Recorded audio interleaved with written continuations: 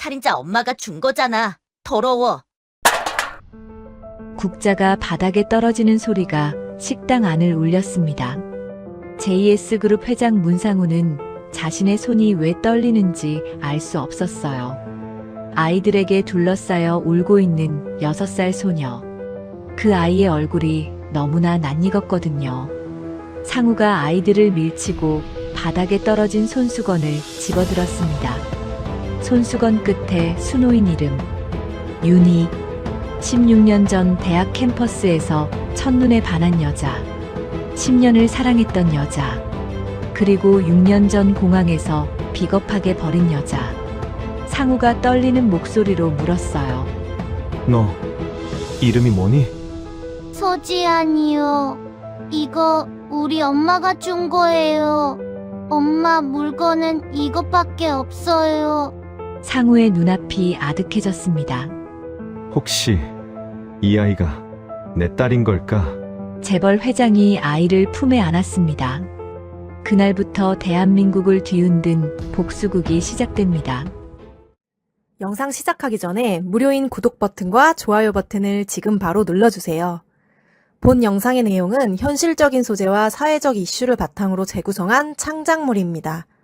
시청자분들의 몰입을 위해 극화된 에피소드이며 등장인물, 장소, 단체는 실제와 무관한 가상의 설정임을 밝힙니다. 오늘의 운명적인 이야기 지금 바로 시작하겠습니다. 하늘에서 굵은 겨울비가 쏟아지고 있었습니다. 서울 외곽의 고아원 소망의 집 정문 앞으로 검은색 고급 승용차 3대가 줄지어 멈춰 섰습니다. 차 문이 열리고 검은 우산을 펼쳐든 경호원들이 먼저 내렸죠. 그 뒤를 이어 검은색 캐시미어 코트를 걸친 남자가 천천히 차에서 내렸습니다. JS그룹 회장 문상우, 36살의 젊은 재벌이었습니다. 고아원 원장이 허리를 깊이 숙이며 현관 앞까지 달려나왔습니다. 회장님, 이렇게 비가 오는 날 직접 와주시다니 정말 감사합니다. 상우가 원장의 인사를 가볍게 받으며 고개를 끄덕였습니다. 정기 봉사 일정이니까요. 아이들은 식당에 모여 있습니까? 식당 문을 열자 수십 명의 아이들이 긴 테이블에 앉아 있었습니다. 상우는 흰색 앞치마를 두르고 커다란 국솥 앞에 섰습니다. 국자를 들어 첫 번째 아이의 그릇에 국을 퍼담았습니다. 1명, 2명, 3명. 상우는 기계적으로 국을 퍼담으며 아이들의 얼굴을 훑어보았습니다. 그저 그룹 홍보를 위한 연례 행사일 뿐이었으니까요. 11번째 아이에게 국을 퍼담으려는 순간이었습니다. 조그만 여자아이 하나가 그릇을 받아들고도 자리를 뜨지 않았습니다. 상우가 무심코 아이를 내려다보았습니다. 그 순간 상우의 손이 멈췄습니다. 아이는 상우를 빤히 올려다보고 있었습니다. 크고 맑은 눈동자, 오뚝한 코, 작고 붉은 입술. 그 얼굴은 상우가 죽어도 잊을 수 없는 얼굴이었습니다. 16년 전 대학교 신입생 때 만나 10년을 함께했던 여자. 그리고 6년 전 인천공항에서 자신이 비겁하게 버린 여자. 서윤이의 얼굴이 아이의 이목구비에 고스란히 새겨져 있었습니다. 상우의 손에서 국자가 떨어져 바닥에 쨍그랑 소리를 냈습니다. 바로 그때였습니다. 야, 거기 서지안. 식당 한쪽에서 덩치 큰 남자아이 셋이 벌떡 일어났습니다. 그중 가장 큰 아이가 성큼성큼 걸어와 지안의 주머니에 꽂혀있던 노란 손수건을 낚아챘습니다. 지안이 비명을 지르며 손을 뻗었습니다. 안 돼. 그거 돌려줘. 뭐가 안 돼? 살인자 엄마가 준 거잖아. 남자아이가 손수건을 바닥에 던졌습니다. 다른 아이가 진흙 묻은 신발로 손수건을 짓밟았습니다. 더러워, 더러워. 살인자 손수건은 더러워. 지안이 바닥에 엎드려 손수건을 잡으려 했습니다. 하지만 아이들은 지안을 거칠게 밀쳐 넘어뜨렸습니다. 상우가 배식대를 박차고 나갔습니다. 상우가 남자아이의 손목을 움켜쥐었습니다. 나 상우가 바닥에 떨어진 손수건을 집어들었습니다. 상우의 손가락이 손수건 끝자락에 수놓인 글씨를 훑쳤습니다. 윤희. 상우가 천천히 무릎을 꿇고 지안의 눈높이에 맞추었습니다. 상우가 흙투성이 손수건을 지안의 손에 쥐어주었습니다. 이름이 뭐니? 지안이 손수건을 가슴에 꼭 끌어안으며 대답했습니다. 서지안이요. 이 손수건은 누가 준 거니? 우리 엄마가 줬어요. 엄마가 교도소 가기 전에 줬어요. 엄마 물건은 이거 하나밖에 없어요. 지안이 울음을 터뜨렸습니다. 식당 안이 술렁거렸습니다. 지안이 갑자기 몸을 일으켜 식당 문 쪽으로 뛰어갔습니다. 지안이 식당 문을 밀치고 빗속으로 뛰쳐나갔습니다. 상우가 비서에 만류를 뿌리치고 식당 밖으로 달려나갔습니다. 빗줄기가 상우의 캐시미어 코트를 단숨에 적셨습니다. 정문 앞 버스 정류장에 지안이 서 있었습니다. 낡은 파란색 점퍼 하나만 걸친 채 폭우를 고스란히 맞고 있었습니다. 지안은 노란 손수건을 가슴에 꼭 껴안고 어깨를 들썩이며 울고 있었습니다. 상우의 눈앞에 6년 전의 장면이 스쳐 지나갔습니다. 인천공항 출국장 앞.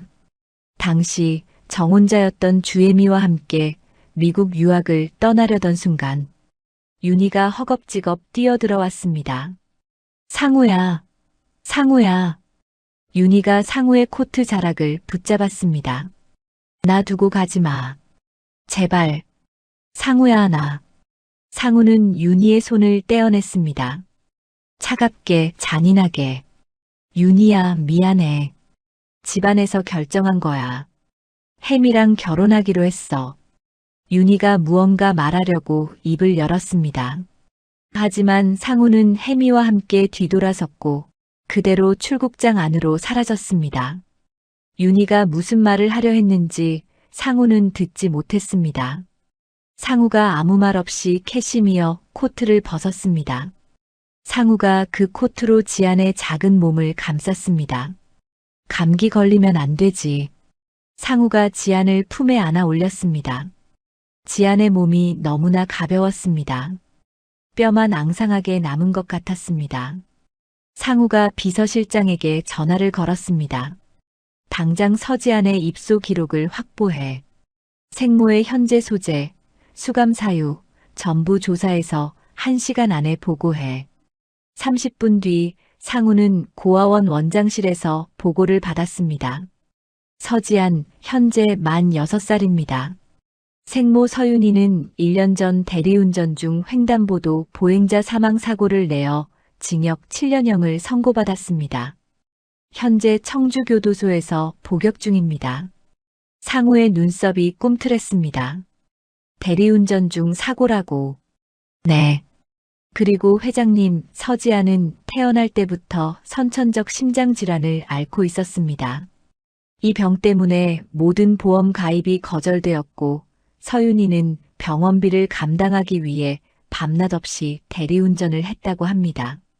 비서실장이 말을 멈추었다가 다시 입을 열었습니다. 사건 당일 서윤희가 운전한 차량의 소유주가 JS그룹 상무 문상훈 님이었습니다. 상우의 눈동자가 차갑게 얼어붙었습니다. 상훈이 형 차였다고? 상우가 자리에서 벌떡 일어섰습니다. 지안이는 내가 데려간다. 원장, 임시보호 서류 당장 준비해. 상우가 원장실 문을 열고 나갔습니다. 복도 의자에 앉아있던 지안이 고개를 들었습니다. 상우가 지안 앞에 무릎을 꿇었습니다. 지안아, 아저씨랑 같이 가자. 따뜻한 데로. 지안이 고개를 갸웃거렸습니다. 왜요? 아저씨가 왜 저를 데려가요? 상우의 목이 메어왔습니다. 그냥 아저씨가 지안이 보니까 좋아서. 그럼 엄마 면회도 데려가 줄 거예요? 그래. 엄마도 만나게 해줄게. 지안의 눈에서 눈물이 흘러내렸습니다. 지안이 고개를 끄덕였습니다. 네. 아저씨 믿을게요. 상우가 지안을 안아 올렸습니다. 검은 승용차가 고아원을 빠져나가 빗속으로 사라졌습니다. 상우는 차 안에서 이를 악물었습니다. 주먹이 하얗게 질릴 정도로 움켜쥐어져 있었습니다. 문상훈, 네가 그날 밤 무슨 짓을 한 건지 내가 반드시 밝혀내겠어. 다음 날 아침 상우는 청주교도소로 향했습니다. 새벽부터 내린 비는 그쳤지만 하늘은 여전히 잿빛 구름으로 뒤덮여 있었죠. 상우는 밤새 한숨도 자지 못했습니다. 펜트하우스 서재에 홀로 앉아 윤희의 사건 기록을 몇 번이고 읽었어요. 대리운전 중 횡단보도 보행자 사망. 운전자 서윤희 징역 7년 확정. 글자를 읽을 때마다 상우의 손이 떨렸습니다. 10년을 함께한 윤희를 누구보다 잘 알았죠. 운전대를 잡으면 누구보다 조심스러웠던 여자였습니다. 교도소 면회실은 차갑고 을씨년스러웠어요. 회색 벽면에는 금이 가 있었고 형광등 불빛은 창백하게 공간을 비추고 있었습니다. 플라스틱 의자에 앉은 상우의 앞에는 두꺼운 유리창이 놓여 있었죠. 철커덕. 철문이 열리는 소리가 들렸습니다. 교도관의 안내를 받으며 한 여자가 면회실로 들어왔어요. 상우의 숨이 멎었습니다. 서윤이었습니다. 하지만 상우가 기억하는 윤희가 아니었어요. 윤기 흐르던 검은 머리카락은 푸석푸석하게 갈라져 있었습니다. 통통하던 볼은 쑥 들어가 광대뼈가 도드라져 보였죠. 맑고 밝던 눈동자는 깊은 어둠 속으로 가라앉아 있었습니다. 윤희가 유리창 너머 상우의 얼굴을 보았어요. 윤희의 얼굴이 하얗게 질렸습니다. 윤희가 뒤로 물러서며 소리쳤죠. 안 만날게요. 교도관이 윤희의 팔을 붙잡았습니다. 면회 신청인이 기다리고 있습니다. 앉으세요. 싫어요. 저 사람 안 만난다고요. 상우가 유리창에 손을 짚으며 외쳤어요. 윤희야, 제발, 지안이 때문에 왔어. 윤희의 몸이 굳었습니다. 윤희가 천천히 고개를 돌렸죠. 지금 뭐라고 했어? 지안이. 어제 고아원에서 만났어. 내가 데려왔어. 지금 우리 집에 있어. 윤희의 무릎이 꺾였습니다. 교도관이 황급히 윤희를 부축해 의자에 앉혔어요. 윤희의 눈에서 눈물이 쏟아져 내렸습니다. 지안이. 우리 지안이. 윤희가 두 손으로 얼굴을 감싸며 울음을 터뜨렸죠. 상우는 유리창에 이마를 갖다 대고 눈을 감았습니다. 한참을 울던 윤희가 고개를 들었어요.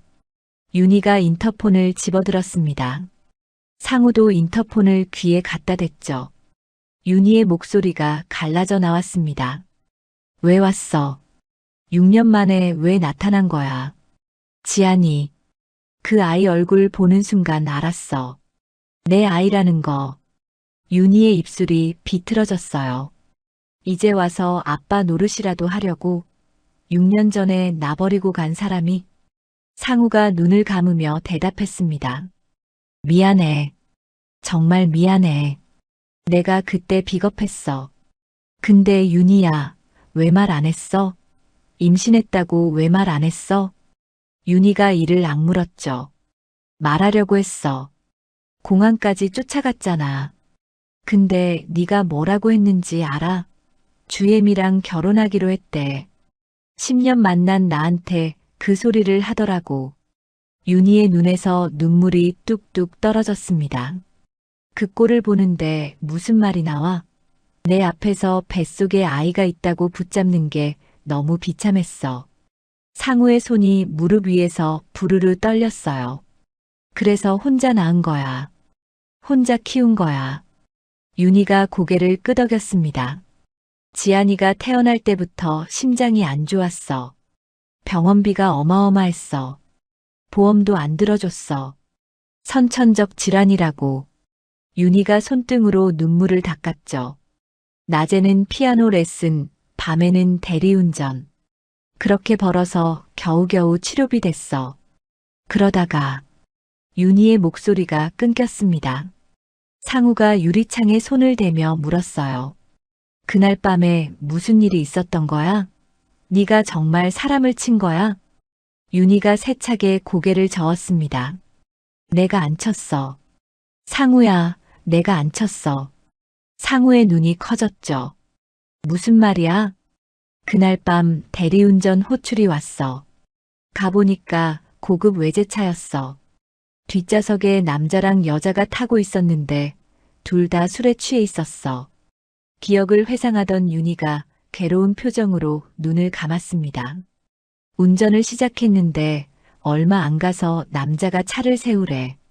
그러더니 나한테 30분만 밖에서 기다리래. 차 안에서 둘만 있고 싶다고. 상우의 미간이 좁혀졌어요. 30분을 밖에서 기다리라고. 그날 비가 엄청 왔어. 폭우였어. 근데 우산도 없이 밖에 나가서 기다리래. 어쩔 수 없었어. 돈이 필요했으니까. 지안이 다음 주에 검사 받아야 했거든. 윤희의 입술이 파르르 떨렸습니다. 밖에서 비 맞으면서 기다리고 있었어. 근데 갑자기 여자가 차창을 열더니 소리를 질렀어. 내가 자기들을 훔쳐보는 것 같아서 기분 나쁘대. 그래서 남자가 갑자기 앞으로 넘어오더니 운전석에 앉았어. 술에 만취해서 비틀거리면서. 그러더니 그냥 차를 몰고 가버렸어.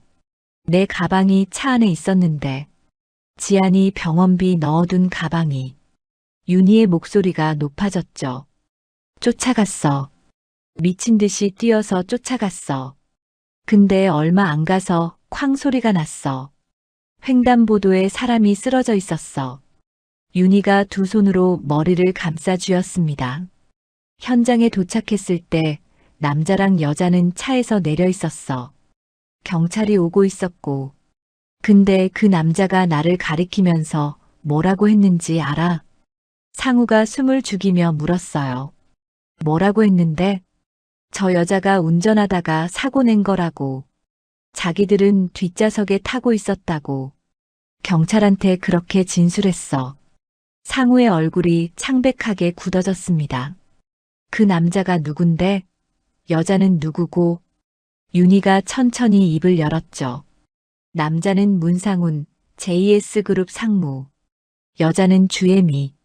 상우의 심장이 쿵 떨어지는 것 같았습니다. 자신의 사촌 형과 아내의 이름이었으니까요.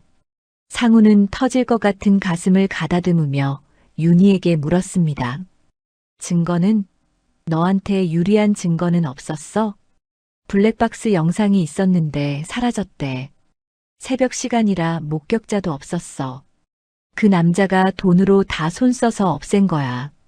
상우가 주먹으로 무릎을 내리쳤어요. 윤희야, 내가 너 꺼내줄게. 재심 청구할 거야. 진실 밝혀낼 거야. 윤희가 힘없이 고개를 저었습니다. 됐어. 이제 와서 뭘 어떻게 해. 1년이나 지났는데. 늦지 않았어. 내가 반드시 널 꺼내줄게. 지안이한테 엄마 돌려줄게. 면회 시간이 끝났습니다. 윤희가 눈물을 닦으며 마지막으로 유리창 너머 상우를 바라보았죠. 상우야, 우리 지안이한테 잘해줘. 그애 밥 잘 못 먹어. 김치찌개를 좋아해. 상우의 목이 메어왔습니다. 간신히 침을 삼키고 천천히 고개를 끄덕이며 대답했습니다. 알았어. 김치찌개 해줄게. 저녁, 상우는 펜트하우스로 돌아왔어요. 현관문을 열자 낯선 광경이 눈에 들어왔습니다. 거실 한가운데 커다란 캐리어 가방들이 늘어서 있었죠. 거실 소파에 앉아있던 여자가 일어섰습니다. 주혜미였어요. 왔어? 오늘부터 나 여기서 살 거야. 상우가 혜미를 차갑게 바라보았습니다. 무슨 소리야? 우리 각자 집에서 살기로 했잖아. 그게 어디 정상이야? 그래도 결혼한 사이인데 같이 살아야지. 혜미의 눈이 차갑게 빛났죠. 저 애 때문이지. 어제 고아원에서 데려왔다면서 살인자 딸. 상우의 눈이 매섭게 변했습니다. 지안이한테 함부로 말하지 마. 혜미가 복도 쪽으로 걸어갔어요. 복도 끝 방문이 열려 있었습니다. 지안이 문틈으로 이쪽을 바라보고 있었죠. 혜미가 지안의 방 앞에 서서 냉랭하게 말했습니다. 넌 여기 있으면 안 돼. 내일 당장 고아원으로 돌아가. 상우가 성큼성큼 다가가 혜미의 앞을 가로막았어요. 주혜미, 지안이한테 손대지 마. 한 번만 더 그런 말하면 가만 안 있어. 혜미가 콧방귀를 뀌었습니다. 뭘 어쩌겠다고? 나랑 이혼하면 당신은 회장 자리에서 바로 쫓겨나. 상우가 혜미의 캐리어 가방을 집어들어 현관 쪽으로 던졌죠. 나가. 당장 나가. 혜미가 휴대폰을 꺼내들며 말했습니다. 좋아. 두고 봐. 혜미가 현관문을 열고 나갔어요. 상우가 지안에게 다가가 무릎을 꿇었습니다. 지안아, 괜찮아. 저 아줌마 말 신경 쓰지 마. 아저씨, 나 정말 여기 있어도 돼요? 나 때문에 아저씨 힘들어지는 거 아니에요? 상우가 지안의 머리를 쓰다듬었죠.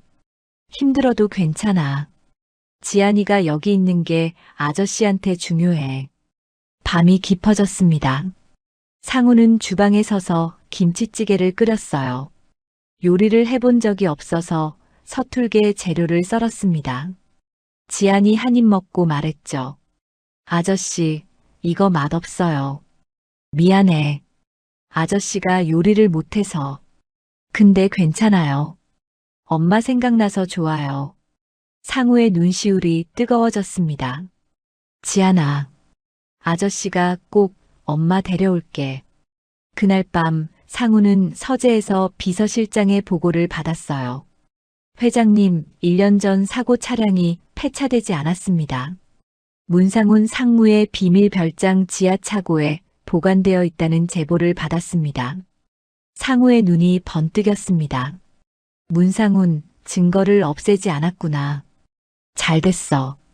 내가 직접 찾으러 가지. 다음 날 오전 JS그룹 본사 앞은 아수라장이었습니다. 수백 명의 시위대가 피켓을 들고 함성을 질러대고 있었죠. 부도덕한 회장 퇴진하라. 살인자 딸 데려온 회장 물러나라. 상우가 차에서 내리자 기자들이 우르르 몰려들었어요. 카메라 플래시가 사방에서 터졌습니다. 회장님, 살인자의 딸을 입양한 게 사실입니까? 그룹 이미지에 타격이 클 텐데 어떻게 생각하십니까? 상우는 아무 대답 없이 경호원들 사이로 본사 건물에 들어섰죠. 상우의 얼굴은 돌처럼 굳어 있었습니다. 이 시위대가 누구의 돈으로 모였는지 상우는 이미 알고 있었어요. 로비를 지나 엘리베이터에 오르려는 순간 누군가 상우의 앞을 가로막았습니다. 문상훈이었죠. 상우는 회색 정장을 빳빳하게 차려입고 팔짱을 낀 채 서 있었어요. 입꼬리가 비틀어져 올라가 있었습니다. 상우야, 요즘 고생이 많네. 상우가 차갑게 상훈을 바라보았죠. 비켜, 형. 이사회 들어가야 해. 상훈이 한 발짝 다가서며 낮은 목소리로 말했습니다. 내 전애인이 살인자가 되어서 감옥에서 썩고 있는 소감이 어째? 그 여자 딸까지 데려왔다며? 상우의 주먹이 불끈 쥐어졌어요. 상우의 턱 근육이 딱딱하게 굳었습니다. 관자놀이에 핏줄이 붉어져 나왔죠. 형이 뭘 알아? 상훈이 피식 웃었어요. 내가 뭘 알긴. 그냥 안타까워서 하는 말이야. 회장 자리 지키기도 힘들 텐데 왜 스스로 무덤을 파? 상우가 상훈의 어깨를 밀치고 지나갔습니다. 상훈이 상우의 등 뒤로 말했죠. 오늘 이사회 재미있겠다. 상우가 이사회장 문을 열고 들어섰어요. 긴 테이블에 이사진들이 앉아 있었습니다. 분위기가 싸늘했죠.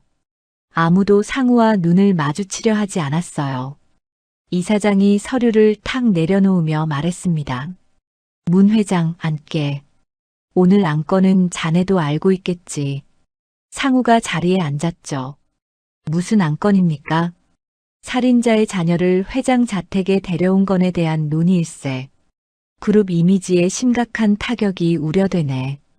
상훈이 테이블 건너편에서 손을 들고 입을 열었어요. 이사님들, 저도 한 말씀 드려도 될까요? 이사장이 고개를 끄덕였습니다. 문 상무 말해보게. 상훈이 자리에서 일어섰죠.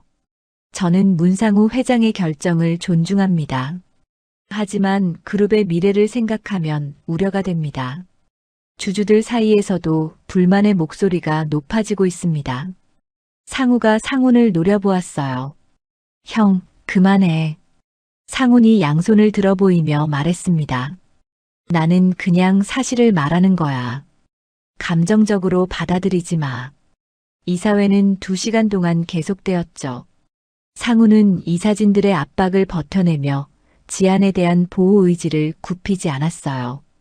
결국 표결 없이 이사회는 끝났지만 상훈은 사면 초가에 몰렸다는 걸 느꼈습니다. 그 시각 펜트하우스에서는 주혜미가 지안의 방 앞에 서 있었죠. 혜미는 어젯밤 쫓겨났지만 상우의 부모님 허락을 받아 다시 들어온 것이었어요. 혜미는 상우의 아내였습니다. 집안끼리 맺어준 결혼이었지만 법적으로 엄연한 부부였죠. 혜미가 방문을 벌컥 열었어요. 지안이 침대 위에서 움츠리고 있었습니다. 노란 손수건을 꼭 쥔 채 눈을 크게 뜨고 있었죠. 혜미가 지안 앞에 서서 팔짱을 끼고 내려다보았어요. 혜미의 눈에는 차가운 경멸이 가득했습니다. 너, 내 엄마가 왜 감옥에 갔는지 알아? 지안이 고개를 저었죠. 몰라요. 내 엄마는 사람을 죽였어. 차로 사람을 치어 죽였다고. 그래서 감옥에 간 거야. 지안의 눈에 눈물이 고였습니다. 거짓말이에요. 우리 엄마는 그런 사람 아니에요. 혜미가 코웃음을 쳤어요. 거짓말이 아니야. 내 엄마는 살인자야. 그리고 살인자는 사형당해. 알아. 지안의 얼굴이 하얗게 질렸습니다. 지안의 작은 몸이 부들부들 떨리기 시작했죠. 사형이요. 그래. 내 엄마 곧 죽어. 너는 엄마 영영 못 만나. 지안이 두 손으로 귀를 막았어요. 싫어요. 거짓말이에요. 혜미가 지안의 손목을 잡아 끌었습니다. 혜미의 소나기에 힘이 들어갔죠. 지안의 가느다란 손목에 빨간 자국이 생겼어요. 조용히 해. 오늘 아동보호기관에서 사람들이 와. 너 고아원으로 다시 보낼 거야. 지안이 발버둥을 쳤습니다.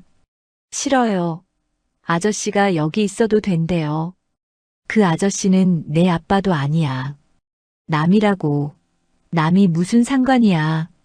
현관벨이 울렸죠.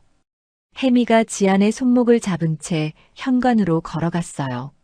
문을 열자 정장을 입은 남녀 2명이 서 있었습니다. 아동보호기관에서 나왔습니다. 서지안 아동권으로 왔습니다. 혜미가 환하게 웃었죠. 네, 기다리고 있었어요. 이쪽이에요. 지안이 비명을 질렀습니다. 싫어요. 나 안 가요. 직원이 지안에게 다가갔어요. 지안아, 괜찮아. 우리랑 잠깐 가자.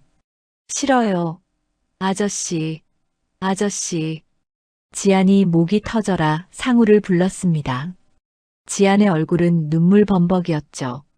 바로 그때 현관문이 벌컥 열렸어요. 상우가 숨을 몰아쉬며 서 있었습니다. 넥타이는 풀어 헤쳐져 있었고 이마에는 땀이 맺혀 있었죠. 상우의 눈이 광기 어린 빛으로 타오르고 있었어요. 상우가 직원들에게 다가갔습니다. 당신들 뭐야? 누가 부른 겁니까? 직원이 서류를 내밀었죠. 주혜미 씨가 신고하셨습니다. 아동의 안전한 보호를 위해. 상우가 서류를 낚아채 바닥에 내던졌어요. 나가. 당장 나가. 저희는 법적 절차에 따라. 제가 이 아이의 임시 보호자입니다. 당신들한테 넘길 생각 없어요. 당장 나가시죠. 상우가 지안을 품에 안아 올렸습니다. 지안이 상우의 목을 꼭 껴안았죠. 지안의 작은 몸이 나뭇잎처럼 떨리고 있었어요. 상우가 혜미를 돌아보았습니다. 상우의 눈이 얼음장처럼 차가웠죠. 주혜미, 이 아이한테 한 번만 더 손 떼면 주씨 가문 전체를 파멸시켜버릴 거야. 내 말 명심해. 혜미의 얼굴이 일그러졌어요. 문상우, 당신 지금 나한테 협박하는 거야? 내가 당신 아내인 거 잊었어? 아내, 같이 산 적도 없으면서 무슨 아내야. 이혼해. 당장 이혼해. 혜미가 비웃음을 흘렸습니다. 이혼? 나랑 이혼하면 주씨 가문 지분 다 빠져. 당신 회장 자리에서 쫓겨나는 건 시간 문제라고. 그래도 괜찮겠어? 상우가 대답 대신 혜미의 짐을 복도로 던지기 시작했죠. 명품 가방들이 바닥에 나뒹굴었어요. 나가. 다시는 이 집에 발 들이지 마. 혜미가 이를 악물었습니다. 좋아. 두고 보자. 반드시 후회하게 해줄게. 혜미가 짐을 챙겨 나갔죠. 아동보호기관 직원들도 할 수 없다는 듯 돌아섰어요. 현관문이 닫혔습니다. 상우가 지안을 내려다보았죠. 지안은 여전히 떨면서 울고 있었어요. 지안아, 괜찮아. 이제 괜찮아. 아저씨가 지켜줄게. 아저씨, 우리 엄마 정말 죽어요? 저 아줌마가 우리 엄마 사형당한대요. 상우의 가슴이 무너져 내렸습니다. 상우가 지안을 꼭 안아주었죠. 아니야. 엄마 안 죽어. 아저씨가 엄마 꼭 데려올 거야. 약속해. 정말요? 아저씨 약속해요. 그래. 아저씨가 약속해. 그날 밤 상우의 휴대폰에 문자가 도착했습니다. 문상훈이었어요. 경영권 전량 포기 각서써. 그러면 지안이는 건드리지 않겠다. 상우가 휴대폰을 탁 내려놓았습니다. 상우의 손이 떨리고 있었죠. 상우가 주먹을 꽉 쥐었어요. 손톱이 손바닥에 파고들었습니다. 상우가 창밖을 바라보았죠. 어둠 속에서 빗줄기가 다시 쏟아지기 시작했어요. 빗방울이 유리창을 타고 흘러내렸습니다. 상우가 낮은 목소리로 중얼거렸죠. 문상훈, 정면 돌파밖에 없구나. 내가 직접 증거를 찾아야겠어. 상우가 서재 책상 서랍을 열었어요. 그 안에는 문상훈의 비밀 별장 주소가 적힌 메모가 있었습니다. 상우가 메모를 주머니에 넣고 코트를 집어들었죠. 다음 날 새벽 2시 상우는 경기도 외곽의 어두운 산길을 달리고 있었습니다. 차 안에는 상우와 비서실장 단 2명뿐이었죠. 헤드라이트 불빛이 칠흑 같은 어둠을 갈랐어요. 비서실장이 핸들을 꺾으며 조심스럽게 입을 열었습니다. 회장님, 정말 직접 가셔야겠습니까? 위험합니다. 내 손으로 직접 확인해야 해. 증거가 있는지 없는지. 30분 뒤 차가 숲속 깊은 곳에 멈춰 섰어요. 나무 사이로 커다란 별장 건물이 보였습니다. 문상훈의 비밀 별장이었죠. 불은 꺼져 있었고 인기척도 없었어요. 상우가 차에서 내렸습니다. 차가운 새벽 공기가 폐를 찔렀죠. 상우는 숨을 고르며 별장 뒤편으로 걸어갔어요. 지하차고 입구가 보였습니다. 녹슨 철문이 굳게 닫혀 있었죠. 상우가 비서실장에게 손짓했어요. 저거 열 수 있겠어? 비서실장이 가방에서 공구를 꺼냈습니다. 10분간의 작업 끝에 철문이 삐걱거리며 열렸죠. 상우가 손전등을 켜고 안으로 들어섰어요. 지하차고는 먼지와 기름 냄새가 뒤섞여 코를 찔렀습니다. 상우의 손전등 불빛이 어둠 속을 훑었죠. 그리고 상우는 그것을 발견했어요. 차고 깊숙한 곳에 검은색 외제차 한 대가 서 있었습니다. 앞 범퍼가 찌그러져 있었죠. 상우의 심장이 쿵쿵 뛰기 시작했어요. 상우가 천천히 차에 다가갔습니다. 손전등으로 범퍼를 비추었죠. 찌그러진 부분에 무언가 붉은 얼룩이 남아 있었어요. 상우의 손이 떨렸습니다. 이게 그날 밤 차야. 상우가 차 문을 열었죠. 내부는 그대로였어요. 운전석 매트 아래를 뒤지던 상우의 손에 무언가 잡혔습니다. 귀걸이 한쪽이었죠. 다이아몬드가 박힌 진주 귀걸이였어요. 상우가 그 귀걸이를 알아보았습니다. JS그룹에서 결혼 폐물로 혜미에게 줬던 귀걸이였으니까요. 상우의 입술이 파르르 떨렸습니다. 주혜미, 네가 정말 그 자리에 있었구나. 상우가 차 안을 더 뒤졌죠. 블랙박스 본체는 있었지만 메모리 카드는 빠져 있었어요. 상우가 이를 악물었습니다. 영상은 빼갔군. 하지만 이것만으로도 충분해. 상우가 귀걸이와 차량 번호판 사진을 찍었죠. 비서실장이 차량 곳곳의 증거를 채취했어요. 별장을 빠져나온 상우는 곧장 서울로 향했습니다. 동이틀 무렵 직접 차를 몰았던 상우는 한 허름한 아파트 앞에 차를 세웠죠. 옆에 앉아있던 비서실장이 물었어요. 여기는 어딥니까? 김석태. 문상훈의 전 비서야. 작년에 잘렸어. 상우가 차에서 내려 아파트로 들어갔습니다. 5층 복도 끝 문 앞에서 상우가 벨을 눌렀죠. 한참 만에 문이 열렸어요.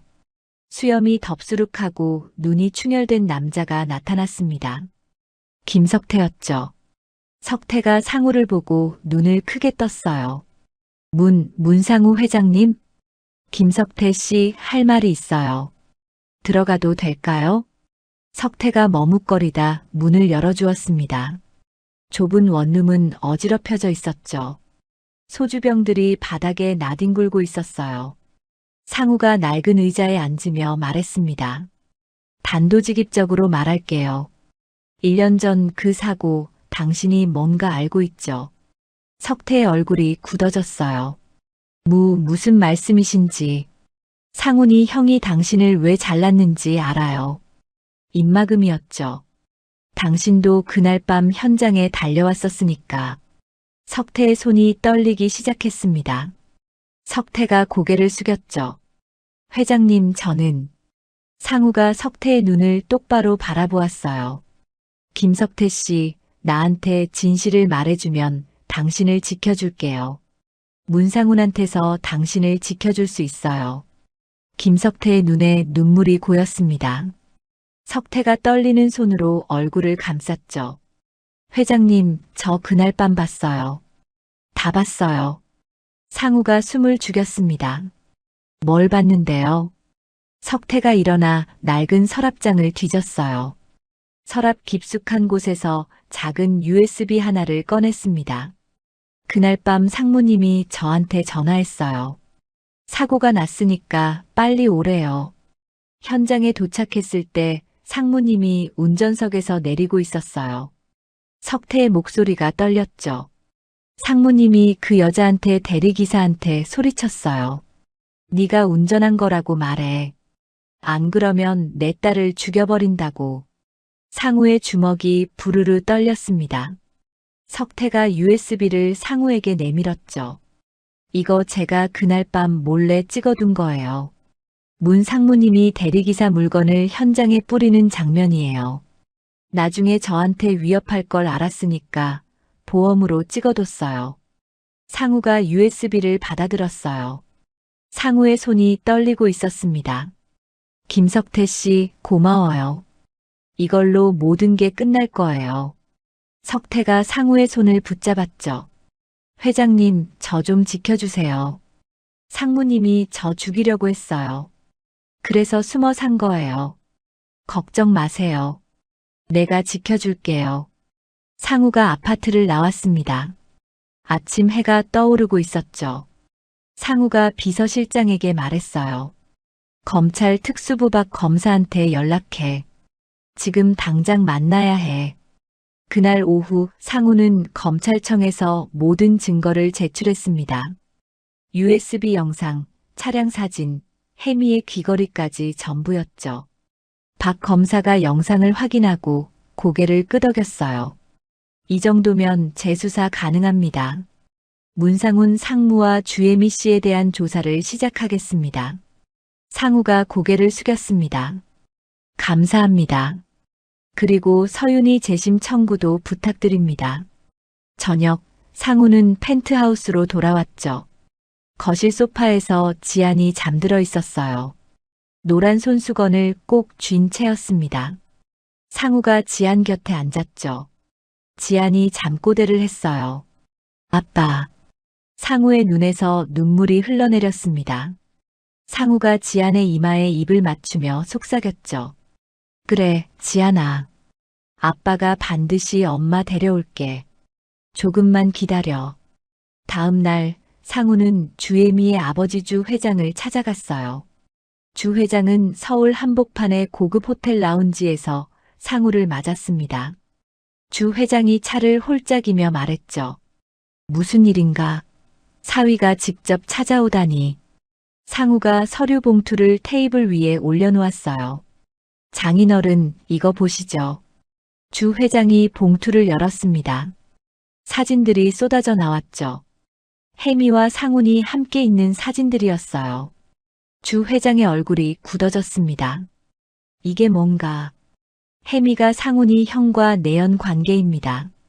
그리고 1년 전 그 사고도 둘이 함께 저질렀어요. 무고한 여자한테 누명을 씌웠습니다. 주 회장의 손이 떨렸죠. 주 회장이 사진을 바닥에 내던졌어요.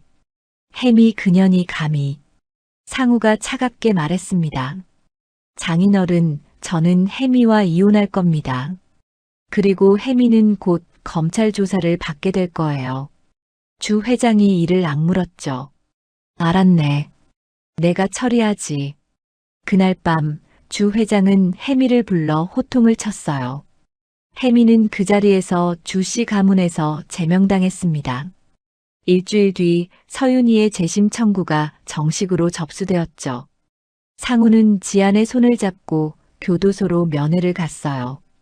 유리창 너머로 윤희가 나타났습니다. 윤희가 지안을 보자마자 울음을 터뜨렸죠. 지안아, 우리 지안이. 지안이 유리창에 손을 대며 외쳤어요. 엄마, 엄마 보고 싶었어. 상우가 윤희에게 말했습니다. 윤희야, 재심 청구했어. 증거도 다 확보했어. 조금만 기다려. 내가 반드시 꺼내줄게. 윤희의 눈에서 눈물이 쏟아졌죠. 상우야 고마워. 상우가 유리창에 손을 대며 말했어요. 우리 셋이 곧 함께 살게 될 거야. 약속해. 재심 공판 당일 서울중앙지방법원 앞은 인파로 가득 찼습니다. 취재진의 카메라가 줄지어 늘어서 있었죠. 시민들도 삼삼오오 모여 법원 입구를 지켜보고 있었어요. 상우가 검은 정장을 입고 차에서 내렸습니다. 지안이 상우의 손을 꼭 잡고 있었죠. 지안은 오늘을 위해 새로 산 하얀 원피스를 입고 있었어요. 가슴에는 노란 손수건이 곱게 접혀 꽂혀 있었습니다. 기자들이 우르르 몰려들었죠. 회장님, 오늘 재판 결과 어떻게 예상하십니까? 서윤이 씨와의 관계가 어떻게 됩니까? 상우는 아무 대답 없이 지안의 손을 잡고 법원 안으로 들어섰어요. 법정 문이 열렸습니다. 방청석에는 이미 많은 사람들이 앉아 있었죠. 상우가 지안과 함께 맨 앞줄에 앉았어요. 지안이 고개를 두리번거리며 물었습니다. 아빠, 엄마 어디 있어요? 상우의 가슴이 뜨거워졌죠. 지안이 처음으로 상우를 아빠라고 불렀어요.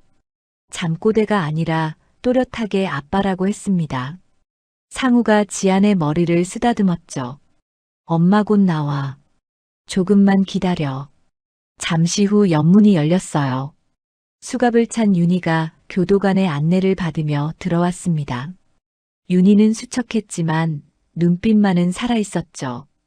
윤희가 방청석을 바라보았어요. 상우와 지안이 눈에 들어왔습니다. 윤희의 눈에서 눈물이 흘러내렸죠. 지안이 자리에서 벌떡 일어났어요. 엄마. 상우가 지안을 붙잡았습니다. 지안아, 조금만 참아. 재판 끝나면 엄마한테 갈 수 있어. 재판이 시작되었죠. 재판장이 자리에 앉으며 말했어요. 지금부터 서윤이 피고인에 대한 재심 공판을 시작하겠습니다. 검사가 일어섰습니다. 재판장님, 검찰은 새로운 증거를 제출합니다. 법정 내 대형 스크린에 영상이 재생되기 시작했죠. 어두운 밤, 비가 내리는 도로 위였어요. 한 남자가 차 운전석에서 비틀거리며 내리고 있었습니다. 방청석이 술렁거렸죠. 영상 속 남자가 한 여자에게 다가가 소리쳤어요. 음성이 법정에 울려 퍼졌습니다. 네가 운전한 거라고 말해. 안 그러면 내 딸 죽여버린다. 방청석에서 탄성이 터져 나왔죠. 상우가 주먹을 꽉 쥐었어요. 지안이 상우의 팔을 붙잡았습니다. 아빠, 저 아저씨가 엄마한테 왜 저래요? 상우가 지안을 꼭 안아주었죠. 지안아, 괜찮아. 이제 다 끝나. 검사가 말을 이었어요. 이 영상은 당시 현장에 있었던 증인이 촬영한 것입니다. 영상 속 남자는 JS그룹 상무 문상훈이며 실제 음주운전을 한 사람도 문상훈입니다. 재판장이 증인석을 바라보았습니다. 증인, 앞으로 나오세요. 김석태가 떨리는 다리로 증인석에 앉았죠. 석태가 선서를 마치고 입을 열었어요. 저는 당시 문상훈 상무의 비서였습니다. 그날 밤 상무님이 저를 불렀어요. 현장에 도착했을 때 상무님이 운전석에서 내리고 있었습니다. 석태의 목소리가 떨렸습니다. 상무님이 대리기사 서윤희 씨한테 협박했어요. 네가 운전했다고 말하지 않으면 딸을 죽이겠다고요. 서윤희 씨는 울면서 자기가 한 게 아니라고 했지만 경찰은 상무님의 말을 믿고 서윤혜 씨를 연행해 갔어요. 방청석이 웅성거렸죠. 윤희가 고개를 숙이고 어깨를 들썩였어요. 재판장이 물었습니다. 증인, 그 외에 더 증언할 것이 있습니까? 네. 그날 밤 문상훈 상무와 함께 차에 타고 있던 여성이 있었습니다. 주혜미 씨입니다. 주혜미 씨도 서윤희 씨가 운전했다고 거짓 증언을 했습니다. 상우가 눈을 감았죠. 혜미의 배신이 법정에서 낱낱이 드러나고 있었어요. 검사가 다른 증거를 제시했습니다. 재판장님, 사고 차량에서 발견된 귀걸이입니다. 주혜미 씨의 소유로 확인되었습니다. 이는 주혜미 씨가 당시 차량에 탑승해 있었음을 증명합니다. 재판장이 고개를 끄덕였죠. 피고인, 최후 진술하십시오. 윤희가 자리에서 일어섰어요. 윤희는 떨리는 손을 꽉 쥐며 천천히 입을 열었죠. 저는 그날 밤 운전을 하지 않았습니다. 윤희의 목소리가 갈라졌어요. 저는 대리기사였습니다. 그날도 돈을 벌기 위해 나갔어요. 제 딸 지안이가 아팠거든요. 심장이 안 좋아서 병원비가 많이 들었어요. 윤희의 눈에서 눈물이 흘러내렸습니다. 그 사람들이 저한테 밖에서 기다리라고 했어요. 비가 쏟아지는데 우산도 없이 기다리라고 했어요. 그리고 제 딸을 죽이겠다고 협박했어요. 윤희가 방청석의 지안을 바라보았죠. 제 말을 아무도 믿어주지 않았어요. 당시 저를 담당했던 국선 변호인도 문상훈이 돈으로 매수한 것 같았어요. 윤희가 무너지듯 울음을 터뜨렸어요. 1년 동안 감옥에서 억울했습니다. 하지만 지안이가 위험해질까봐 아무 말도 못했어요. 제발 믿어주세요. 저는 사람을 죽이지 않았습니다. 법정이 조용해졌습니다. 재판장이 잠시 서류를 살펴보았죠. 재판장이 입을 열었어요.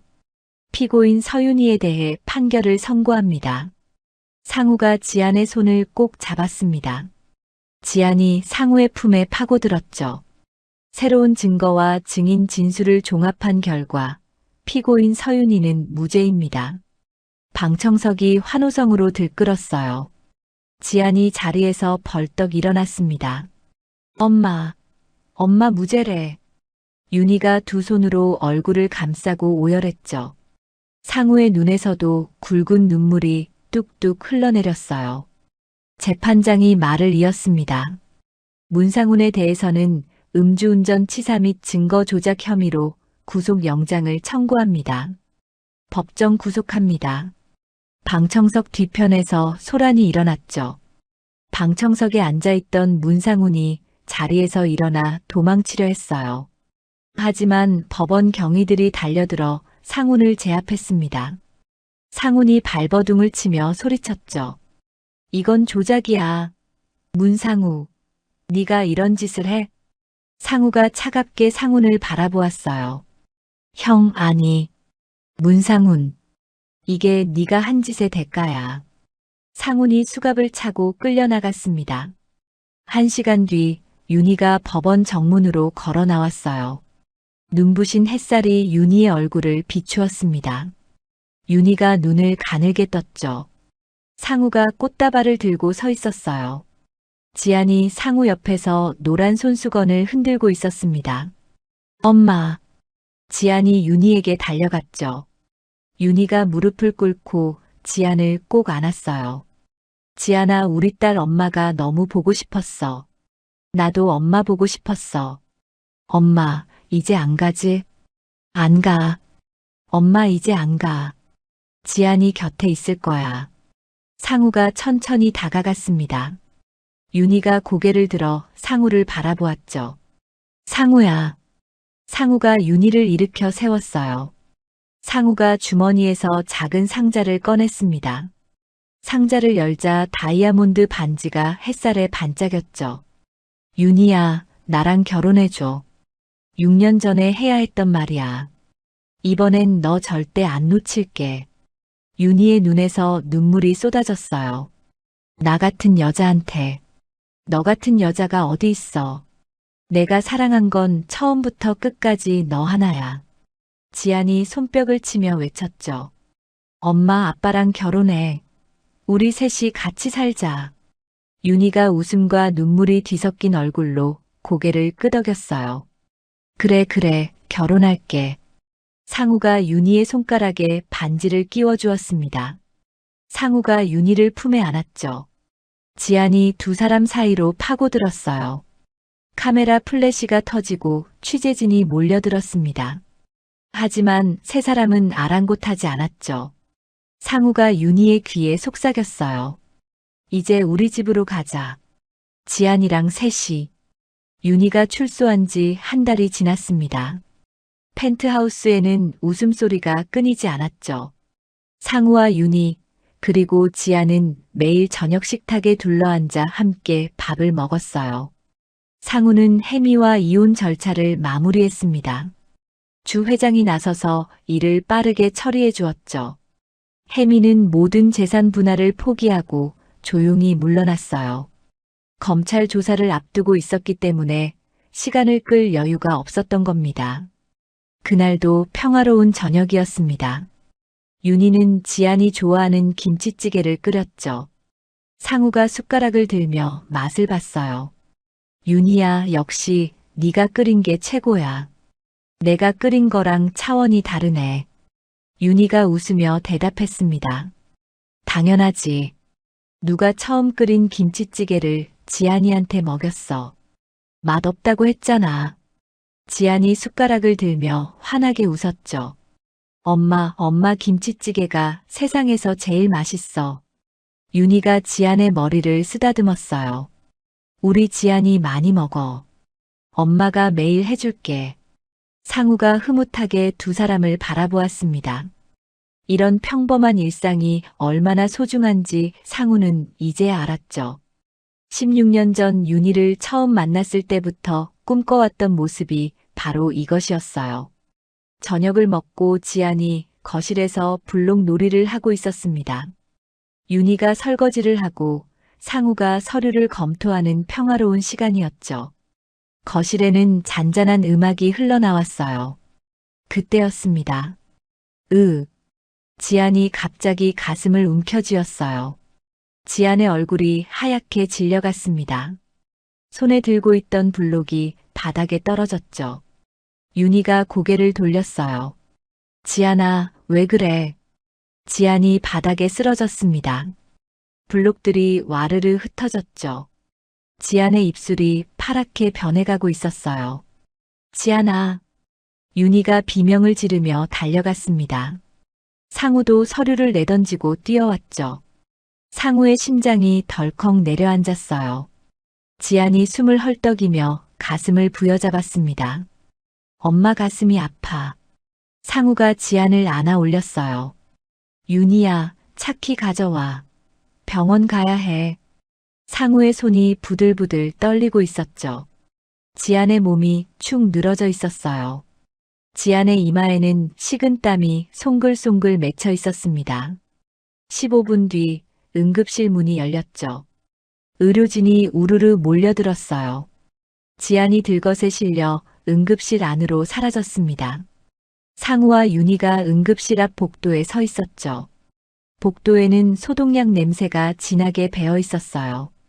형광등 불빛이 차갑게 두 사람을 비추고 있었습니다. 윤희가 두 손을 모으고 기도하듯 중얼거렸어요. 지안아, 괜찮아야 해. 제발. 윤희의 입술이 파르르 떨리고 있었죠.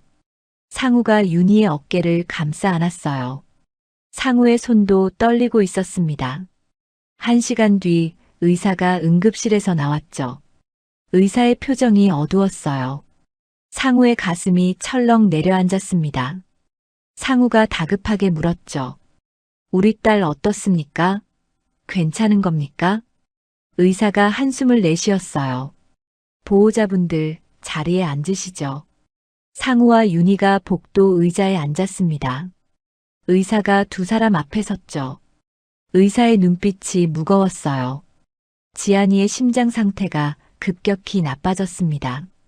원래 앓고 있던 심장 질환에 고아원 시절 영양실조와 심한 스트레스가 겹쳤어요. 윤희의 얼굴이 창백해졌습니다. 그러면 어떻게 해야 하는 거예요? 심장 이식 수술이 필요합니다. 지금 심장 상태로는 약물 치료만으로 버티기 어렵습니다. 상우가 의사의 손을 붙잡았죠. 심장 이식이요? 그러면 기증자를 구해야 하는 겁니까? 네. 지안이와 맞는 심장을 찾아야 합니다. 대기자 명단에 올리겠지만 솔직히 말씀드리면 어린이 심장 기증자를 찾기가 매우 어렵습니다. 윤희가 바닥에 주저앉았어요. 윤희의 몸이 나뭇잎처럼 떨리고 있었습니다. 안 돼, 지안이가 우리 지안이가. 상우가 윤희를 부축해 일으켰죠. 상우의 눈에도 눈물이 고여 있었어요. 윤희야, 괜찮아. 내가 방법을 찾을 거야. 반드시 찾을 거야. 지안이 중환자실로 옮겨졌습니다. 작은 몸에 온갖 기계가 연결되어 있었죠. 심장 박동 소리가 기계음으로 울려 퍼졌어요. 산소호흡기가 지안의 입과 코를 덮고 있었습니다. 상우가 유리창 너머로 지안을 바라보았죠. 상우의 주먹이 부르르 떨렸어요. 상우의 눈에서 눈물이 뚝뚝 떨어졌습니다. 지안아, 아빠가 반드시 살릴 거야. 다음 날 상우는 전 세계 유명 병원에 연락을 돌렸어요. 심장 이식 전문가들을 수소문했습니다. 미국, 독일, 일본 어디든 가리지 않았죠. 하지만 돌아오는 대답은 한결같았어요. 적합한 기증자를 찾기가 매우 어렵습니다. 상우가 비서실장에게 소리쳤죠. 돈은 얼마든지 쓸 수 있어. 전 세계 어디든 좋으니까 방법을 찾아. 비서실장이 고개를 숙였어요. 회장님, 최선을 다하고 있습니다. 하지만 심장은 돈으로 살 수 있는 게 아닙니다. 상우가 책상을 주먹으로 내리쳤습니다. 책상 위의 서류들이 바닥에 흩어졌죠. 상우가 두 손으로 얼굴을 감쌌어요. 그 시각 병원 앞에는 이상한 일이 벌어지고 있었습니다. 시위대가 모여들었죠. 피켓에는 끔찍한 문구가 적혀 있었어요. 살인자의 피를 받은 아이 천벌을 받다. 죄값을 치르는 것이다. 상우가 병원 로비에서 그 광경을 보았습니다. 상우의 얼굴이 일그러졌고 손이 부르르 떨렸어요. 저것들이 비서실장이 급히 보고했습니다. 문상훈 상무의 추종 세력들이 가짜 뉴스를 퍼뜨리고 있습니다. 지안이 병이 천벌이라고요. 상우가 이를 악물었죠. 문상훈, 감옥에서도 이런 짓을 하는 거야? 병실에서는 윤희가 지안의 손을 잡고 앉아 있었어요. 윤희는 며칠째 밥도 못 먹고 있었습니다. 눈 밑에는 깊은 그림자가 드리워져 있었고 볼은 움푹 패여 있었어요. 윤희가 지안의 이마를 쓰다듬었습니다. 지안아, 엄마야. 엄마 목소리 들려? 지안이 힘겹게 눈을 떴죠. 지안의 눈동자에 초점이 없었어요. 엄마. 지안아, 힘내. 조금만 버텨. 아빠가 방법 찾고 있어. 지안이 희미하게 미소 지었습니다. 엄마, 나 아파도 괜찮아. 엄마 아빠랑 같이 있으니까 행복해. 윤희가 울음을 터뜨렸죠. 윤희가 지안의 손을 꼭 쥐었어요. 지안아, 그런 말 하지 마. 엄마가 너무 아파. 상우가 병실 문을 열고 들어왔습니다. 상우의 얼굴도 초췌해져 있었죠. 며칠째 제대로 자지 못한 기색이 역력했어요. 상우가 윤희 곁에 앉았습니다. 윤희야, 밥 좀 먹어. 네가 쓰러지면 안 돼. 윤희가 고개를 저었죠. 못 먹겠어. 지안이가 이런데 어떻게 밥이 넘어가. 상우가 윤희의 어깨를 감쌌어요. 지안이한테 엄마가 필요해. 네가 건강해야 지안이도 힘을 낼 수 있어. 그때 상우의 휴대폰이 울렸습니다. 모르는 번호였죠. 여보세요. 문상우 회장님이시죠? 저는 주혜미 씨 변호사입니다. 상우의 눈이 차갑게 변했습니다. 주혜미 측 변호사가 무슨 용건입니까? 주혜미 씨가 회장님께 제안이 있다고 합니다. 지안이 심장 기증자를 찾아줄 테니 문상훈 씨의 가명 탄원서를 써달라고요. 상우의 손에 힘이 들어갔죠.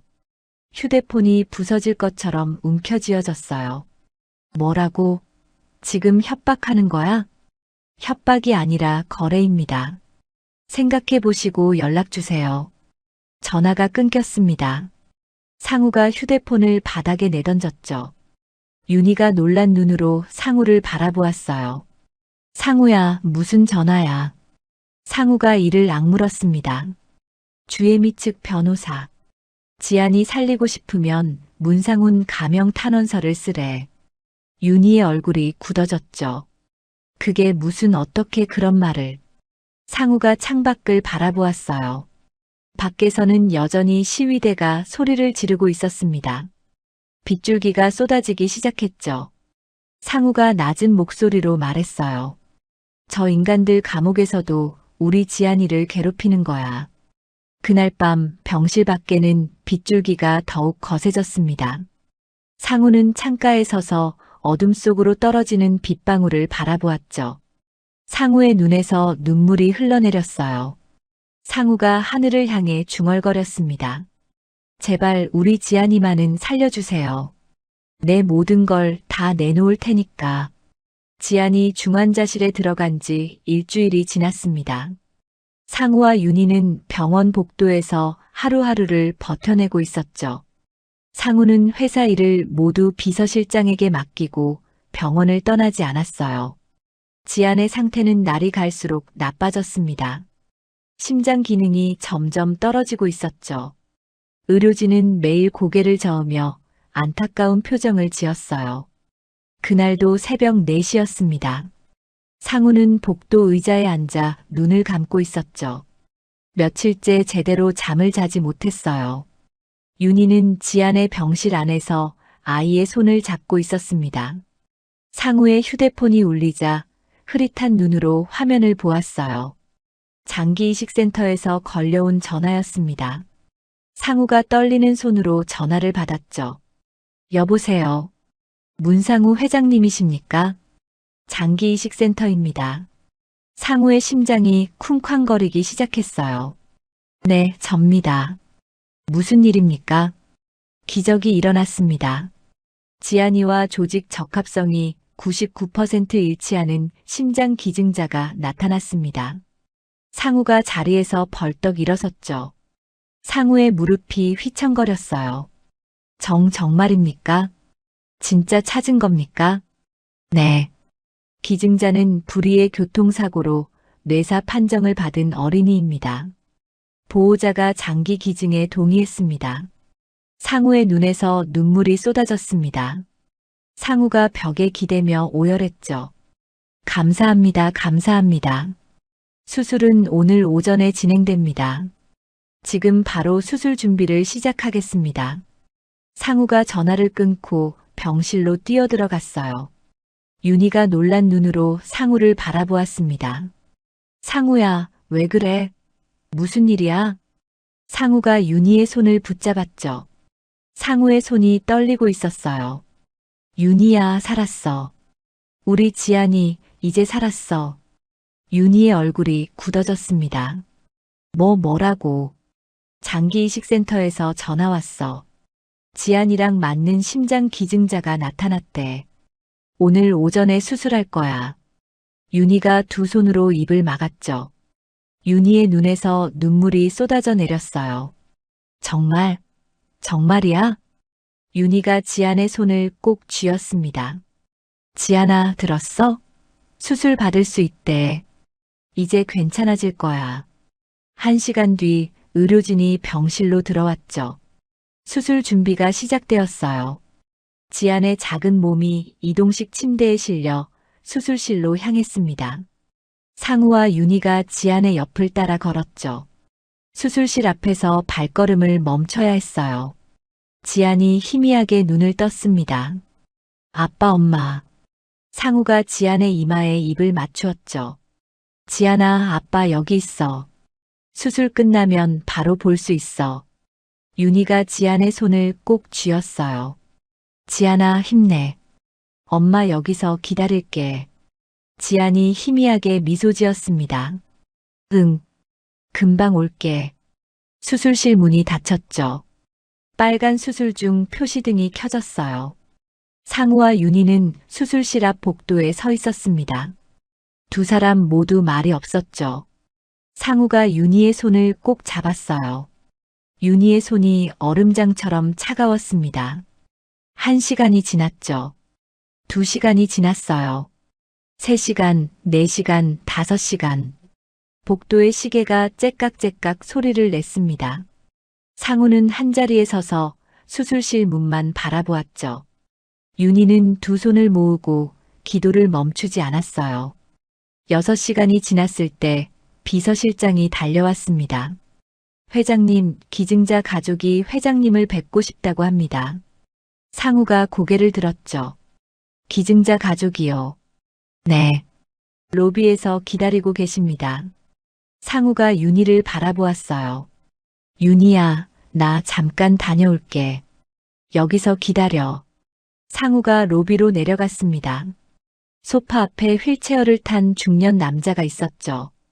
그 옆에 중년 여자가 서 있었어요. 부부의 눈은 울어서 퉁퉁 부어 있었습니다. 상우가 부부 앞으로 다가갔죠. 저를 찾으셨다고요. 휠체어를 탄 남자가 고개를 들었어요. 남자의 눈에서 눈물이 흘러내렸습니다. 문상우 회장님 저를 모르시겠죠? 상우가 남자의 얼굴을 바라보았죠. 어디선가 본 것 같은 얼굴이었어요. 남자가 떨리는 목소리로 말했습니다. 저는 3년 전 회장님 복지재단에서 도움을 받았던 가정의 가장입니다. 제가 공사장 사고로 하반신 장애 판정을 받고 집안 형편이 너무 어려웠어요. 상우의 눈이 커졌죠. 아들이 7살이었는데 병원비도 생활비도 감당할 수가 없었어요. 그때 회장님 재단에서 저희 가족을 도와주셨어요. 의료비, 생활비, 아이 학비까지 전부요. 중년 여자가 눈물을 닦으며 말했어요. 회장님 덕분에 저희 가족이 무너지지 않고 버틸 수 있었어요. 남편 재활 치료도 받을 수 있었고요. 아들도 건강하게 자랄 수 있었어요. 상우의 가슴이 뜨거워졌습니다. 휠체어를 탄 남자가 말을 이었죠. 그런데 며칠 전 아들이 교통사고를 당했습니다. 남자의 목소리가 떨렸어요. 뇌사 판정을 받았어요. 저희 아들이. 남자가 울음을 터뜨렸습니다. 중년 여자가 남편의 어깨를 감싸 안았죠. 상우가 두 손을 모았어요. 정말 죄송합니다. 남자가 고개를 저었습니다. 아들이 평소에 말했어요. 아픈 친구들 보면 마음이 아프다고. 자기는 건강한데 친구들은 아프니까 미안하다고요. 중년 여자가 흐느꼈죠. 아들이 뉴스에서 회장님 따님 이야기를 봤어요. 자기랑 나이도 같은데 심장이 아프다고 하니 마음이 아프다고요. 상우의 눈에서 눈물이 쏟아졌습니다. 저희가 장기 기증 동의서에 서명했어요. 아들이 원했던 거니까요. 회장님이 저희 가족을 살려주셨으니까요. 저희 아들도 회장님 따님을 살리고 싶었을 겁니다. 상우가 휠체어 앞에 무릎을 꿇었죠. 감사합니다. 정말 감사합니다. 제가 어떻게 이 은혜를 갚아야 할지. 휠체어를 탄 남자가 상우의 손을 잡았어요. 회장님은 이미 저희한테 갚으셨어요. 3년 전부터 이미 갚으셨어요. 저희 아들의 심장이 따님 안에서 계속 뛸 거잖아요. 그걸로 충분합니다. 상우가 고개를 들었죠. 남자의 눈에 따뜻한 빛이 담겨 있었어요. 따님 건강하게 키워주세요. 저희 아들 목까지 행복하게 살게 해주세요. 상우가 부부의 손을 꼭 잡았습니다. 약속드리겠습니다. 지안이가 건강하게 자라서 남을 돕는 사람이 되도록 하겠습니다. 아드님의 뜻을 반드시 이어가겠습니다. 상우가 다시 수술실 앞으로 돌아왔죠. 7시간이 지났어요. 8시간, 9시간. 윤희의 얼굴은 창백하게 질려 있었습니다. 상우가 윤희의 어깨를 감싸 안았죠. 윤희야, 조금만 더 기다리자. 지안이가 잘 버텨줄 거야. 10시간이 지났을 때 수술실 문이 열렸어요. 집도이가 마스크를 내리며 걸어 나왔습니다. 상우와 윤희가 동시에 달려갔죠. 선생님, 우리 딸은요? 수술은 어떻게 됐습니까? 집도이가 미소를 지었어요. 수술 성공입니다. 지안이가 정말 잘 버텨줬어요. 윤희의 무릎이 꺾였습니다. 상우가 윤희를 붙잡았죠. 두 사람이 서로를 껴안고 울음을 터뜨렸어요. 고맙습니다. 고맙습니다. 상우가 집도이의 손을 붙잡았습니다. 선생님 정말 감사합니다. 이 은혜를 어떻게 갚아야 할지. 집도이가 상우의 어깨를 두드렸죠. 회장님께서 지안이를 건강하게 키워주시는 게 가장 큰 보답입니다. 지안이 중환자실로 옮겨졌어요. 상우와 윤희가 유리창 너머로 지안을 바라보았습니다. 지안의 가슴이 규칙적으로 오르내리고 있었죠. 새로운 심장이 힘차게 뛰고 있었어요. 다음 날 오후 지안이 처음으로 눈을 떴습니다. 상우와 윤희가 지안의 곁에 있었죠. 지안이 희미하게 미소 지었어요. 아빠, 엄마. 윤희가 지안의 손을 꼭 쥐었습니다. 지안아, 엄마 여기 있어. 수술 잘 끝났어. 이제 괜찮아. 지안이 천천히 고개를 돌려 상우를 바라보았죠. 아빠, 나 이제 안 아파.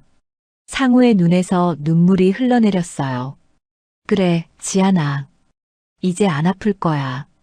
아빠가 약속할게. 일주일 뒤 상우는 기자회견을 열었습니다. 전국의 심장병 어린이들을 위해 100억 원을 기부한다고 발표했죠. 제 딸 지안이가 새 생명을 얻었습니다. 이 기쁨을 저만 누릴 수 없습니다. 지안이처럼 아픈 아이들이 모두 건강해지길 바랍니다. 기자들의 카메라 플래시가 터졌어요. 시민들은 상우의 결정에 박수를 보냈습니다. 한 달 뒤 지안이 퇴원했죠. 지안은 병원 로비에서 자신을 응원해준 시민들에게 고개를 숙여 인사했어요. 고맙습니다. 저도 커서 남을 돕는 사람이 될게요. 시민들이 박수를 쳤습니다. 윤희가 지안의 손을 잡았죠. 상우가 두 사람의 어깨를 감싸 안았어요. 문상훈과 주혜미의 가짜 뉴스 유포 세력은 모두 검거되었습니다. 상우의 강력한 법적 대응 앞에 그들은 무릎을 꿇었죠. 펜트하우스로 돌아온 날, 상우는 옥상에 작은 정원을 만들었어요. 지안이 좋아하는 해바라기를 심었습니다. 지안이 해바라기를 바라보며 웃었죠. 아빠 예뻐. 나 여기서 매일 놀 거야. 상우가 지안의 머리를 쓰다듬었어요. 그래, 지안아. 여기서 건강하게 뛰어놀아. 윤희가 상우의 곁에 섰습니다. 상우가 윤희의 손을 잡았죠. 윤희야, 이제 우리 진짜 가족이 된 거야.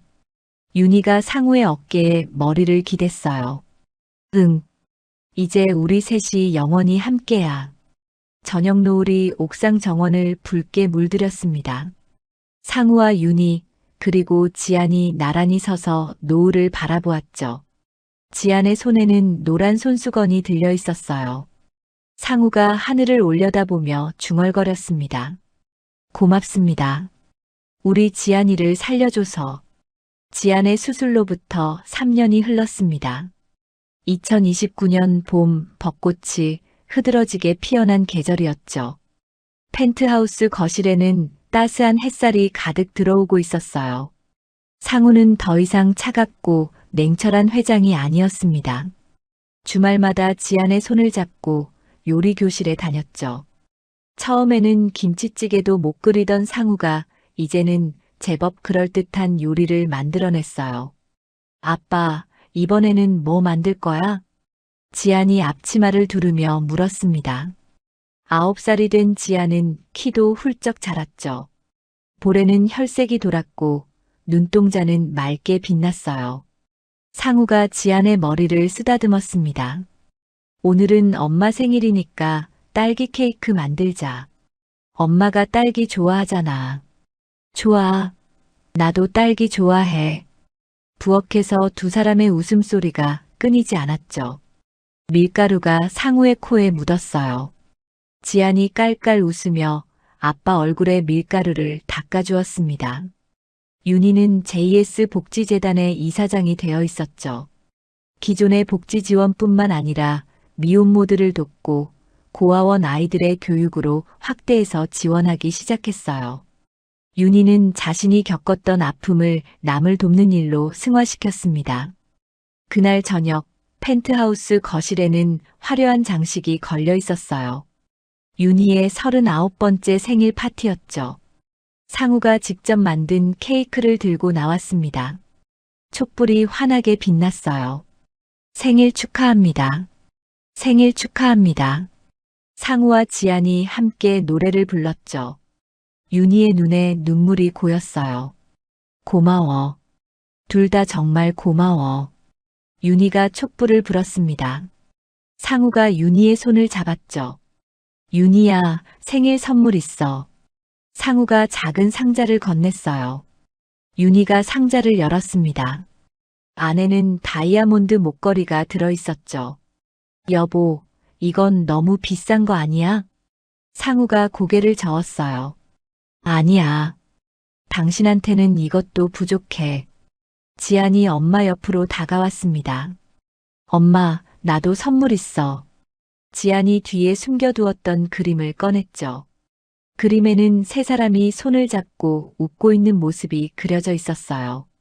그림 아래에는 삐뚤빼뚤한 글씨로 사랑하는 우리 가족이라고 쓰여 있었습니다. 윤희가 지안을 꼭 안아주었죠. 고마워, 지안아. 이게 세상에서 제일 좋은 선물이야. 케이크를 먹고 난 뒤 윤희가 상우에게 작은 상자를 건넸습니다. 상우가 고개를 갸웃거렸죠. 이건 뭐야? 오늘 생일인 사람은 당신인데. 윤희가 미소를 지었어요. 열어봐. 상우가 상자를 열었습니다. 안에는 하얀 막대기 하나가 들어있었죠. 임신 테스트기에 두 줄이 선명하게 나타나 있었어요. 상우의 눈이 커졌습니다.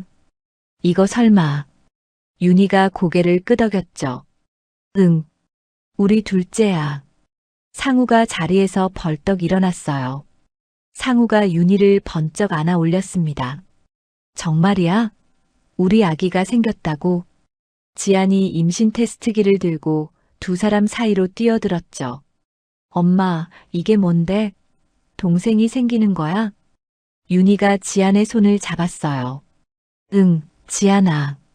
동생이 생겨. 우리 지안이 이제 언니 될 거야. 누나가 될 수도 있고. 지안의 얼굴에 환한 웃음이 번졌습니다. 지안이 윤희의 배에 귀를 대었죠. 동생아, 나 언니야. 언니가 지켜줄게. 상우의 눈에서 눈물이 흘러내렸어요. 상우가 윤희와 지안을 꼭 안아주었습니다. 고마워. 윤희야, 지안아. 너희가 내 인생을 바꿔줬어. 몇 달 뒤 윤희는 건강한 아들을 출산했죠. 상우는 아들의 이름을 문지훈이라 지었어요. 지안의 지자를 따서 지은 이름이었습니다. 상우가 갓 태어난 지훈을 품에 안았죠. 지훈의 작은 손가락이 상우의 손가락을 감쌌어요. 상우의 눈앞에 3년 전 고아원 식당 장면이 스쳐 지나갔습니다. 빗속에서 노란 손수건을 움켜쥐고 울던 지안의 모습이죠. 그때는 모든 것이 절망이었어요. 하지만 지금 상우의 품 안에는 새 생명이 있었습니다. 지훈아, 아빠야. 아빠가 평생 지켜줄게. 문상우는 무기징역을 선고받았습니다. 음주운전 치사, 증거 조작, 협박, 뇌물 혐의가 모두 인정되었죠. 주혜미도 징역 10년을 선고받았어요. 두 사람은 감옥 안에서 서로를 원망하며 비참한 나날을 보내고 있었습니다. 어느 날 상우는 가족을 데리고 고아원 소망의 집을 찾았어요. 상우의 전폭적인 지원으로 고아원은 최첨단 아동복지시설로 변모해 있었죠. 지안이 고아원 아이들에게 둘러싸였습니다. 언니 정말 예뻐. 언니, 우리랑 놀자. 지안이 환하게 웃으며 아이들과 뛰어놀았죠. 상우가 윤희의 손을 잡았어요. 윤희의 품에는 지훈이 안겨 있었습니다. 윤희야, 저 모습 봐. 지안이가 정말 건강해졌어. 윤희가 고개를 끄덕였죠. 응, 꿈만 같아. 3년 전만 해도 상상도 못했어. 상우가 윤희의 어깨를 감쌌어요. 이제 우리 앞에는 행복만 남았어. 몇 주 뒤 지안이 학교에서 상장을 받아왔습니다. 글짓기 대회 대상이었죠. 제목은 나의 아빠는 나의 영웅이었어요. 상우가 지안의 글을 읽었습니다. 내 아빠는 처음에는 아저씨였어요. 고아원에서 밥을 퍼주던 아저씨. 그런데 그 아저씨가 비 오는 날 나를 품에 안아줬어요. 억울하게 감옥에 갇힌 내 엄마를 구해줬어요. 내 심장이 아플 때 밤새 울면서 기도해줬어요. 그래서 아저씨는 이제 내 아빠예요. 세상에서 제일 멋진 내 아빠. 나의 영웅이에요. 상우의 눈에서 눈물이 흘러내렸습니다. 상우가 지안을 꼭 안아주었죠. 지안아, 고마워. 아빠를 영웅으로 만들어줘서. 지안이 상우의 목을 껴안았어요. 아빠 사랑해. 아빠도 우리 딸 사랑해. 세상에서 제일 사랑해. 상우는 그 상장을 회장실 책상 위 가장 잘 보이는 곳에 액자로 걸어두었습니다. 어떤 상보다 값진 상이었죠. 펜트하우스 거실 벽면에는 대형 가족 사진이 걸려 있었어요. 햇살 가득한 들판에서 네 식구가 환하게 웃고 있는 사진이었습니다. 상우와 윤희, 지안과 지훈. 완벽한 가족의 모습이었죠. 어느 늦은 밤 상우와 윤희가 발코니에 나란히 서 있었어요. 아이들은 방에서 잠들어 있었습니다. 서울의 야경이 두 사람 앞에 펼쳐져 있었죠. 윤희가 상우의 팔짱을 끼었어요. 여보, 우리가 참 먼 길을 돌아왔지만 결국 이렇게 다시 만났네. 상우가 윤희를 바라보았습니다. 응. 16년 전 그때로 돌아간 것 같아. 그때 우리 도서관에서 처음 만났지? 응. 네가 구석에서 혼자 책 읽고 있었어. 너무 예뻐서 말도 못 걸었잖아. 윤희가 웃었죠. 근데 결국 말 걸었잖아. 떨면서. 상우도 웃었어요. 그래. 그게 내 인생 최고의 선택이었어. 상우가 윤희의 손을 잡았습니다. 윤희야, 미안해. 내가 그때 널 버려서. 내가 너무 비겁했어. 윤희가 고개를 저었죠. 이제 그 얘기 하지 마. 다 지난 일이야. 상우가 윤희를 품에 안았어요. 고마워. 나를 용서해줘서. 다시 기회를 줘서. 윤희가 상우의 가슴에 얼굴을 묻었습니다. 나도 고마워. 지안이를 살려줘서. 나를 감옥에서 꺼내줘서. 두 사람이 한참 동안 서로를 안고 서 있었죠. 서울의 밤하늘에는 별이 반짝이고 있었어요. 상우가 윤희의 귀에 속삭였습니다. 윤희야, 사랑해. 영원히. 나도 사랑해. 다음 날 아침 펜트하우스에는 웃음소리가 가득했어요. 지안이 동생 지훈을 업고 거실을 뛰어다녔습니다. 누나의 등에 매달린 지훈의 귀여운 웃음소리가 들려왔어요. 상우는 맛있는 아침 식사를 준비했죠. 윤희는 거실 한켠에 마련된 그랜드 피아노 앞에 앉아 아이들을 바라보며 건반을 치고 있었어요. 평범한 일상이었습니다. 하지만 그 평범함이 얼마나 소중한지 네 사람은 알고 있었죠. 황금빛 아침 햇살이 펜트하우스 안으로 쏟아졌어요. 네 식구의 웃음소리가 햇살에 실려 퍼져나갔습니다. 상우가 가족을 바라보며 미소 지었죠. 이것이 진정한 행복이라는 것을. 지위도 권력도 돈도 아닌 사랑하는 사람들과 함께하는 것. 그것이 인생에서 가장 소중한 것이라는 것을 상우는 이제 알았습니다. 여러분, 오늘 이야기 어떠셨나요? 16년 전 비겁하게 사랑을 버렸던 남자가 있었습니다. 그 남자는 빗속 고아원에서 운명처럼 자신의 딸을 만났죠. 그리고 모든 것을 걸고 가족을 지켜냈어요. 상우는 깨달았습니다. 진정한 성공은 높은 지위도 많은 재산도 아니라는 것을요. 사랑하는 사람들 곁에서 평범한 일상을 함께하는 것. 그것이 인생에서 가장 소중한 보물이라는 것을요. 그리고 우리가 베푼 작은 선의가 언젠가 큰 기적이 되어 돌아온다는 것도요. 상우가 어려운 가정에 건넨 도움의 손길이 결국 자신의 딸을 살렸듯이 말이에요. 오늘 이 이야기가 여러분의 마음에 따뜻한 울림을 전해드렸기를 바랍니다. 힘든 시간을 보내고 계신 분이 있다면 포기하지 마세요. 어둠이 깊을수록 새벽은 가까이 와 있으니까요. 사랑하는 독자 여러분, 오늘의 긴 여정을 함께 들어주신 분이 계시다면 잘 들었다고 댓글 하나만 남겨주세요. 무료인 구독과 좋아요 눌러주시면 좋은 기운 받아서 더 재밌고 감동적인 영상으로 찾아오겠습니다. 감사합니다.